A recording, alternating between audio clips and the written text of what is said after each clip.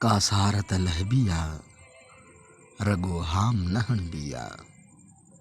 एडो जिद पे चङो नाहे कंहिं ॿिए जी बि ॿुध बिया। सा ॻाल्हि कबी नाहे जेका पाड़े न सघबी आ। फुर्सत जी घणी नाहे हिक रात त रहबी आ। जेके पंहिंजा हुजनि तन लाइ जेके पंहिंजा हुजनि तन लाइ तकलीफ़ बि सहबी आ। सच चवण खां रोकियां त नथो कंहिंजी ॻाल्हि बि रखबी आ।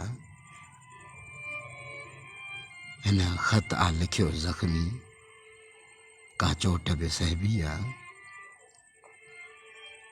मोस्ट वेलकम सर, जेकी बि तव्हां असांजे लाइव प्रोग्राम में अची रहिया आहियो। असीं तव्हांखे भलीकार चऊं था। पुराणे ज़माने में वण घणाई जे तादाद में हुआ। जीअं हर शहर में ॿेला ऐं झंग हूंदा हुआ।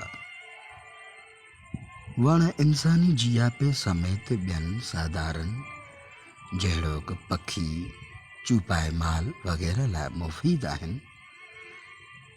हिकु वण जी अहमियत जो अंदाज़ो थर जे हिसाब सां लॻाए सघिजे थो।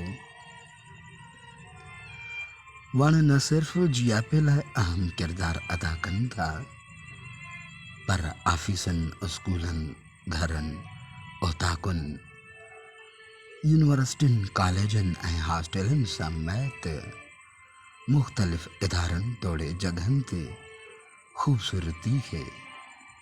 ख़ूबसूरती खे पिणु वधाइनि था। वण लॻाइण दीनी तालीमात में बि अचे थो।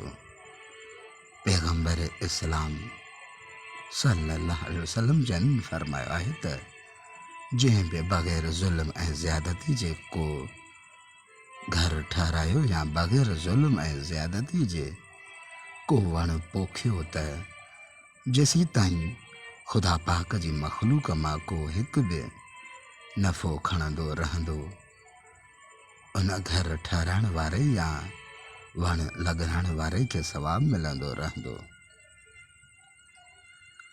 वाज़ह रहे त हिन हदीस मुबारक में ख़ुदा पाक जे मख़लूक लाइ चयो वियो आहे, मतिलबु जेकॾहिं उन मां इंसान जानवर तोड़े ॿी मख़लूक उन मां फ़ाइदो वठंदी त उन सॼे जो सवाबु उन पोखण वारे खे मिलंदो रहंदो।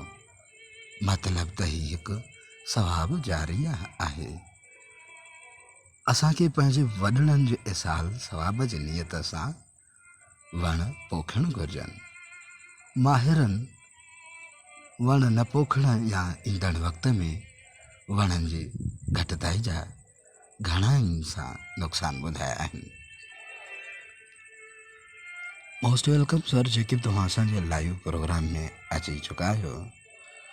असीं तव्हांखे भलीकार चऊं था। नूर खोसो साहब हाय लिखनि था, वंस अगेन आई लव लिखनि था, एंड यूसुफ शेख साहब लिखनि था त अस्सलाम वालेकुम या अली मदद। वालेकुम सलाम व रहमतुल्लाह मौला अली मदद सर। अव्हांजा सलाम असां ताईं पहुची चुका आहिनि। नूर खोसो साहब फिराम दुबई अरब इमारात मां असांखे कंटिन्यूअसली ॿुधी रहिया आहिनि। असीं संदसि खे भलीकार चऊं था। अच्छा, अली अब्बास साहब एंड सुल्तान अहमद गोपांग साहब भी लाइव प्रोग्राम में शामिल थी चुका हैं। आया साहब भी लाइव प्रोग्राम में शामिल थी चुका हैं। कंबर जो चैंपियन प्लेयर अयाज मीरजत साहब, असीं अवां खे भलीकार चऊं था। नज़ीर Khan Bhutto and Yusuf Jameel लगारी Sahib rice कुर्बान मंगसी फिरम कराची का लाइव प्रोग्राम में शामिल आहिनि। असीं संदसि खे भलीकार चऊं था। फहद अजीज लगारी साहब फिरम ठरी मीरवा हमा and Ashraf Mangsi sahab, Abid Mugheri sahab and sister Rabil Gul and Zarina Shehnaaz, असीं खे भलीकार चऊं था। अल्ताफ़ लार साहब लाइव प्रोग्राम में शामिल थी चुका है। इशफाक मस्तूई साहब। अच्छा असांजो पहिरीं प्यारो दोस्त महबूब माण्हू मोहम्मद अयूब मुगैरी साहब लाइव प्रोग्राम में शामिल थी चुका है। सिस्टर शहनाज मोस्ट वेलकम तुहां लाइव प्रोग्राम में शामिल थी चुका हो। असीं खे भली क्यार चऊं था। ज़फ़र दायो साहब तालका बाकराणी खां, वहीद फिराम नवाब शाह खां एंड इंजीनियर मोहम्मद अली साहब फिराम जाम शोरे खां लाइव प्रोग्राम में शामिल थी चुका है। नादर साहब फिराम झल मंगसी खां असांखे ॿुधी रहिया आहिनि। नादर मंगसी साहब अॼु माशाअल्लाह कंबर में तमामु तेज़ हवाऊं ॻोल्हियूं रहियूं आहिनि। अच्छा अब्दुर्रहीम मंगी साहब असांजो बहितरीन दोस्त सहाफ़ी माण्हू कंबर में सहाफ़त कंदा आहिनि। असीं संदसि खे भली क्यार चऊं था। अली रज़ा गोपांग साहब आज़ाद जबार मंगी साहब लाइव प्रोग्राम में शामिल थी चुका है। सिस्टर होमेरा मोस्ट वेलकम एंड राबेल गुल, कासिम वहाब सुमरानी साहब, शोएब अहमद, ज़फ़र इकबाल साहब ऐं ॿिया काफ़ी दोस्त असांखे लाइव प्रोग्राम ॿुधी रहिया आहिनि।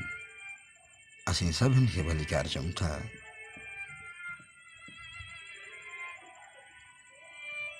अच्छा असांजो दोस्त फ़कीर नबी बख्श चांडियो साहब कमेंट में लिखनि था त ज़बरदस्त, महिरबानी सर। अच्छा परदेस मां असांखे पहिरीं प्यारो दोस्त हक मंगसी साहब सलाम लिखनि था। वालेकुम सलाम वरहमतुल्लाह, महिरबानी सर।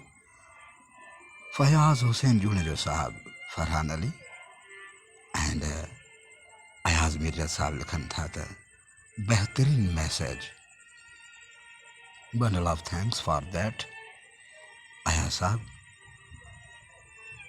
फरहान अली सारनानी साहब लिखनि था कमेंट में त अस्सलाम वालेकुम अता। वालेकुम सलाम वरहमतुल्लाह सर। तव्हां वधीक लिखियो आहे त मुंहिंजो पुटु फुरकान अली अव्हां जो प्रोग्राम ॾिसे पियो शौक़ सां। Bundle of thanks for that sir. असीं अव्हांखे भली क्यार चऊं था। फुरकान साहब सलाम सर, महिरबानी। हाजी वली मंगसी साहब बेहतरीन प्लेयर, चैंपियन, महबूब माण्हू, कल पंहिंजो मोटर बाइक बीहारे असां सां बेहतरीन अंदाज में मिलिया ऐं पंहिंजे ख़ूबसूरत चेहरे ते सुहिणी मुस्कुराहट रखी करे मिलिया। हाजी वली मंगसी साहब महिरबानी, तव्हां कमेंट लिखियो आहे, हाय महिरबानी। Bundle of thanks for that. शाला सदाईं आबाद ऐं ख़ुशि हूंदव। असांजूं दुआऊं अव्हां सां गॾु आहिनि।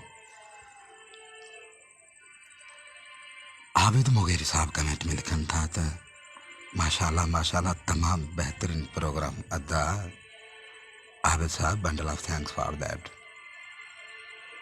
असांजूं दुआऊं अव्हां सां गॾु आहिनि।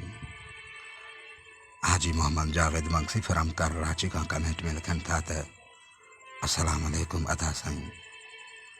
वालेकुम सलाम वरहमतुल्लाह sir. Mohammad Javed Mangsi sahab bundle of thanks for that. Nadir Mangsi from Jhal Mangsi में लिखनि था त अस्सलाम वालेकुम भाई। वालेकुम सलाम वरहमतुल्लाह सर। उम्मीद करते हैं अल्लाह पाक आप पर ख़ास करम फरमाए, आमीन सुम्मा आमीन। Bundle of thanks for that Nadir Mangsi sahab. Haji Mohammad Javed Mangsi भानसाइन कमेंट में लिखनि था त माशाल्लाह माशाल्लाह, ज़बरदस्त अदा, महिरबानी। जाहिद साहब उस्ताद माण्हू, चैंपियन प्लेयर हू, कमेंट में लिखनि था त सर अस्सलाम वालेकुम। वालेकुम सलाम वरहमतुल्लाह। उस्ताद माण्हू जाहिद साहब तव्हांजा सलाम असां ताईं पहुची चुका आहिनि। वालेकुम सलाम वरहमतुल्लाह, महिरबानी। शाला सदाईं आबाद ऐं ख़ुशि हूंदव। असांजूं दुआऊं अव्हां सां गॾु आहिनि।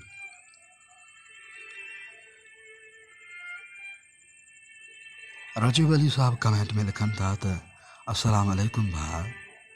वालेकुम सलाम वरहमतुल्लाह। सऊदी अरब जिद्दा खां मोस्ट वेलकम सर। काफ़ी परदेस खां ॿुधी रहिया आहिनि असांखे। मोहम्मद फारूक फ्रॉम लंडन मां असांखे ॿुधी रहिया आहिनि। उहे वकालत कंदा आहिनि हुते। महिरबानी सर, असीं अव्हांखे भलीकार चऊं था।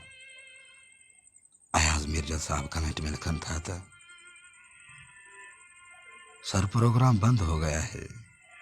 अच्छा सर, शायद कुछ सिग्नल जो प्रॉब्लम है। प्रोग्राम तो कंटिन्यूअसली हली रहियो आहे।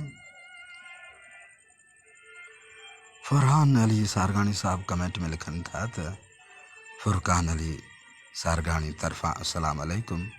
वालेकुम सलाम वरहमतुल्लाह। महिरबानी सर। ज़ाहिद अली मुगेरी साहब उस्ताद मानू कमेंट में लिखनि था त सर, रात जे हिन प्यारे पहर में अव्हां जो प्यारो आवाज़ असांजे समात जी नज़र थी रही आहे। Bundle of thanks for that doctor sahab, महिरबानी। नूर खोसो साहब कमेंट करे रहे हैं दुबई अरब इमारात में असांखे कंटिन्यूअसली ॿुधी रहिया आहिनि। असांजो प्रोग्राम कंटिन्यूअसली हली रहियो आहे। डॉक्टर ज़ाहिद साहब असांजे प्रोग्राम में शो थी रहे हैं। माशाअल्लाह, he has great personality. Doctor sahab भी ज़ाहिर थी रहे हैं असांजे लाइव प्रोग्राम में, ऐं ॿिया काफ़ी दोस्त भी असांखे ॿुधी रहिया आहिनि। सऊदी अरबिया खां असांजो पहिरीं प्यारो दोस्त Mohammad Nawaz Maksi sahab, most welcome. Abu Talha from Dubai अरब इमारात खां भी लाइव प्रोग्राम में शामिल थी चुका आहिनि।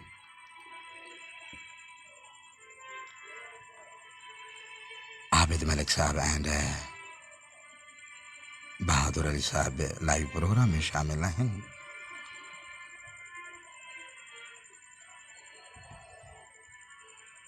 नादर साहब कमेंट में लिखन था तो बिल्कुल अदा, आपका आवाज़ ज़बरदस्त आ रहा है।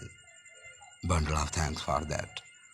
उस्ताद अब्दुल रहीम मुगेरी साहब लाइव प्रोग्राम में शामिल थी चुका है। असीं संदस के भलीकार चऊं था।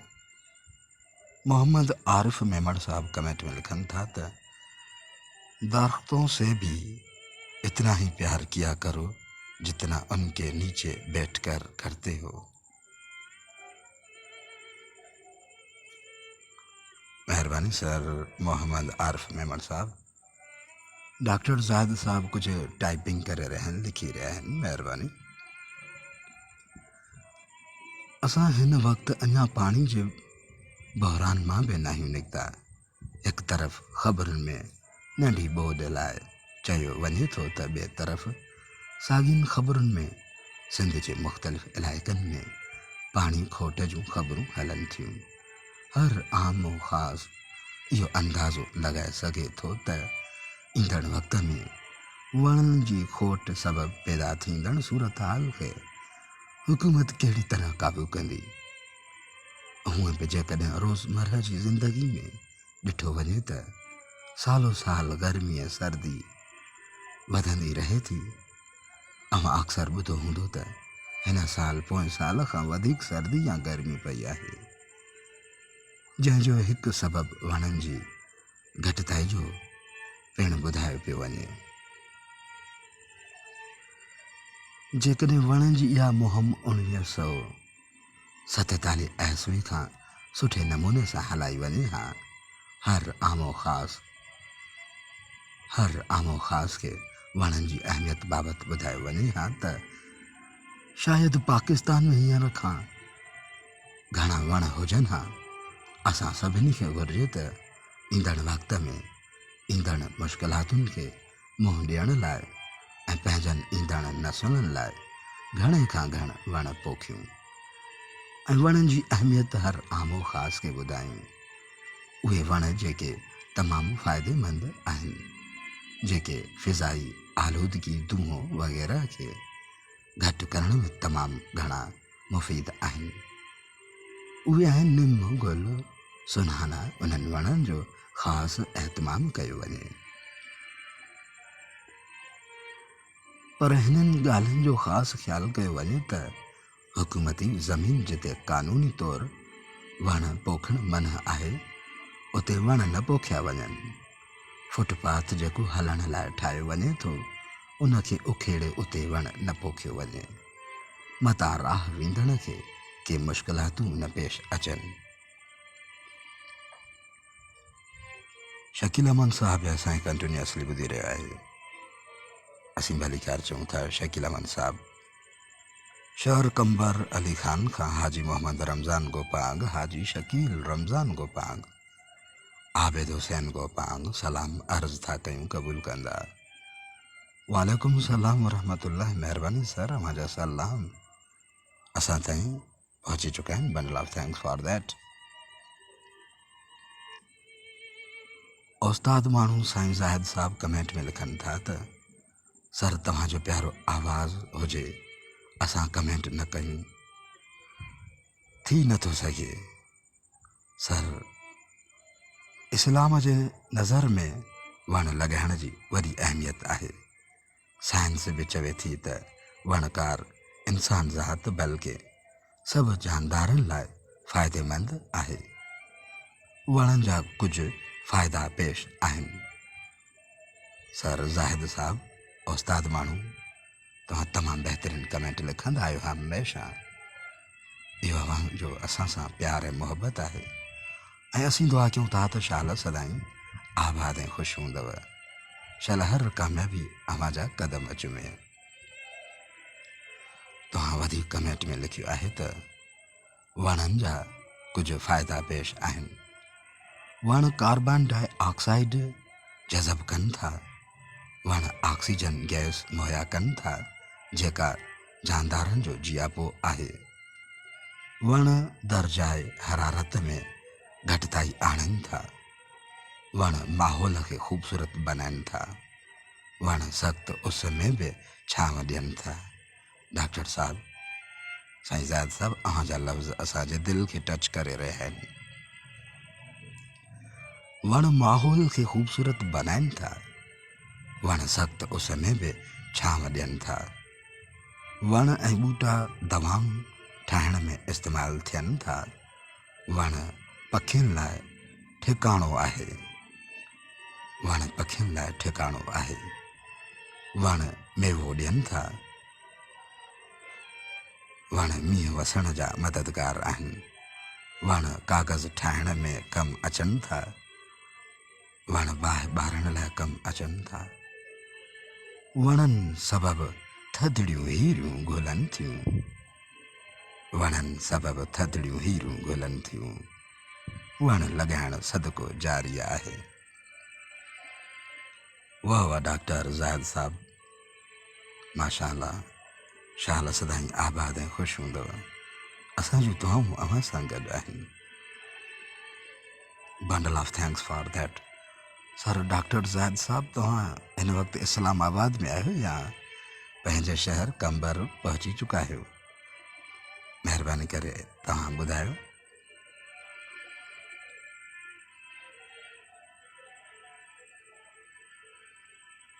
अच्छा, नूर खोसो साहब कमेंट में लिखी रहे हैं, पौधे लगाने की आप बात कर रहे हैं तो वो आपको कंबर कोरट के सामने नर्सरी में मिल सकते हैं। अच्छा, मेहरबानी sir, bundle of thanks for that. तव्हां वधीक लिखियो आहे त मैंने वहाँ काम किया है 3 साल तक। अच्छा, मेहरबानी। हिन वक़्तु तव्हां परदेस में असांखे ॿुधी रहिया आहियो, दुबई अरब इमारात मां। विशाल शाबिरिया, अच्छा, most welcome. Nadeem Mugheri sahab and Mahmood Ali sahab बि असांखे ॿुधी रहिया आहिनि। ऐं फिदा हुसैन कमेंट में लिखनि था त हाय। इमामुद्दीन अब्बासी साहब लाइव प्रोग्राम में अची चुका आहिनि। असांजो पहिरीं प्यारो दोस्त मोरे शहर खां पीर सन शख्सियत, हुन जो अवाज़ सां ऐं असांजे प्रोग्राम सां तमामु निहायती प्यार ऐं मुहबत ऐं चाहत बि आहे। इमामुद्दीन अब्बासी साहब, असीं तव्हांखे भली कार चऊं था। तव्हां बि असांजे लाइव प्रोग्राम में अची चुका आहियो।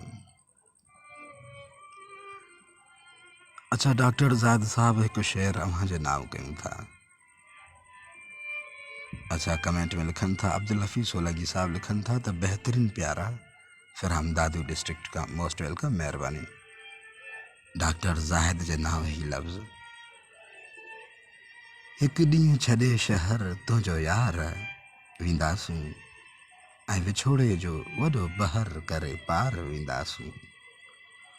इन शहर जे हर गाम घिटी यादि बि रहंदी, बदतर या के बहितर छॾे आसार वेंदासूं। जो दर्द मिलियो तोखां सो बणिजी दवा आयो, तुंहिंजे नींहं नशे जा खणी खुमार वेंदासूं। Doctor Zahid sahab, bundle of thanks for that, महिरबानी। अच्छा, असांजो दोस्त वंस अगेन फ्रॉम दादू मां उस्ताद माण्हू अब्दुल हफ़ीज़ सोलंगी साहब कमेंट में लिखनि था त माशाल्लाह माशाल्लाह, तमामु बहितरीन प्यारा ऐं कमेंट सां गॾु गॾु कुझु दिलियूं बि मोकिले रहिया आहियो। महिरबानी सर। डॉक्टर ज़ाहिद साहब असां कंटिन्यूसली ॿुधी रहिया आहिनि, ॿिया काफ़ी दोस्त बि आहिनि। नूर खोसो साहब ओके कमेंट में लिखनि था। रियाज़ अली साहब एंड इमामुद्दीन अब्बासी, फिदा साहब,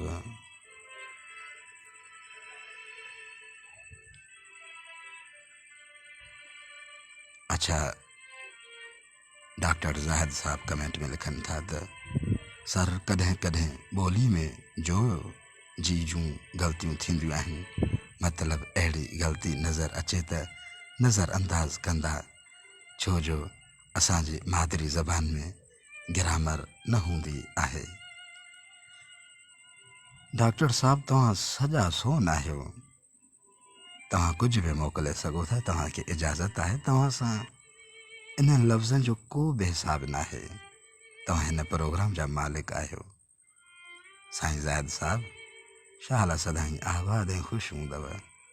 असां जूं दुआऊं अव्हां सां गॾु आहिनि। शाल इहा मुस्कुराहट क़यामत ताईं अव्हां जे चेहरे ते बरक़रार रहे। डॉक्टर ज़ाहिद साहब, महिरबानी। फिदा हुसैन साहब कमेंट में लिखनि था त नाइस जी दोस्तों, हाणे असांजो प्रोग्राम पंहिंजे पुॼाणी ते पहुतो आहे, ऐं जॾहिं बि तव्हां को रोड रस्तो क्रॉस कयो त दाएं बाएं ॾिसंदा कयो, छो त अव्हां जी ज़िंदगी सां, अव्हां जी ख़ुशियुनि सां ॿियनि जूं ज़िंदगियूं ऐं ॿियनि जूं ख़ुशियूं जुड़ियल आहिनि। हाणे असांखे ॾियो इजाज़त, पंहिंजो ख़्यालु रखो। अल्लाह हाफ़िज़, महिरबानी।